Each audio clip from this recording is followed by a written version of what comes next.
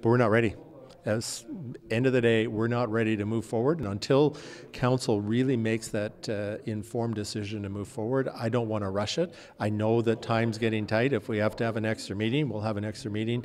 But I don't want to rush something that, at the end of the day in October, November, December, when we have citizens coming up to council saying, I just got this huge bill, I wasn't expecting this, and the staff say, well, that's your policy you set, you have to stick by it. So I want to make sure that I've done everything I can as the mayor to be as fair as possible. At the end of the day, it still takes a majority of council to pass it. And I think you're hearing from members of council that we want to try to find some consensus to make a decision, but again, it takes 6 members of council. And when the terms of reference were given to the consultants to come up with the structure, it was stated goals, but we're not sure who created those stated goals. From what I can see, it wasn't council. So, is the split or the recommendation the right policy moving forward for our council or our city? I am not sure. So when I don't have all the answers to the questions I have, it makes it very difficult to make an informed decision. So sometimes it's easier to say, no, let's stop, let's review it before we move forward. And a lot of times you save yourself a lot of pain if that happens. So at the point where I am right now is I can't support the recommendation moving forward. What I like about the recommendation is that it is the easiest transitioning recommendation that there is.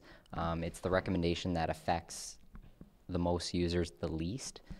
So in my eyes, coming into this seat, that I haven't even had a chance to even recommend water meters or set any goals for water meters. So I'm coming into this seat and I'm seeing what's ahead of me, and all I want to do is see the best possible transition for everyone.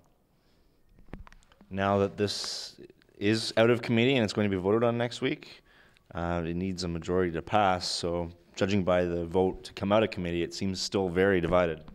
It is very divided, and we're going to have to talk with councillors to see where they stand, and we're going to have to see where they decide to vote next week, and hopefully we can find some consensus and move forward. And I know that there's provincial and federal funding for this project that we might not receive if we go past that July 1st deadline. So it's something that I really want to make sure we get, because I don't want to see the city go into a deficit.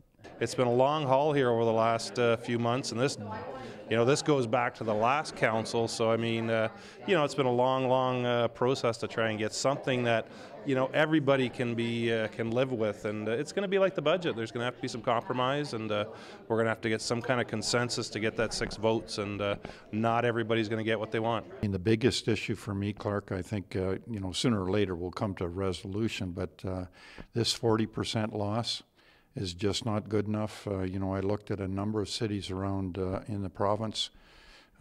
Hamilton was at 43%. If we look at Barrie or Sudbury, for example, they're in the 12 to 15% range. So, that's why I wanted, the city engineer to recognize how important.